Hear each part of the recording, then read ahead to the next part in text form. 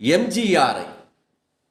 இப்படி சென்று கொண்டிருந்த காலத்தில் இதோ நம்முடைய சூப்பர் ஸ்டார் ரஜினிகாந்த் அவர்கள் சொல்லுகிறார், கேளுங்கள்.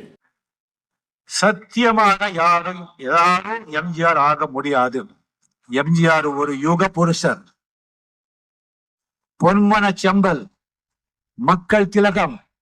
இன்னும் 100 ஆண்டு இல்லை, 1000 ஆண்டான கூட அந்த மாதிரி ஒருத்தர் பிறக்க முடியாது. அவரே பிறக்க வந்தாதான் உண்டு.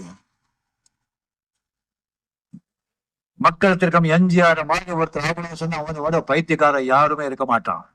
ஆம், சூப்பர் ஸ்டார் ரஜினிகாந்த் அவர்கள் சொன்னதைப் போல 1950 காலகட்டத்திலே கலைஞர் கதை வசனத்தில் வெளிவந்த திரைப்படம் பராசக்தி. அந்த பராசக்தி திரைப்படத்தில் ஒரு இளைஞன்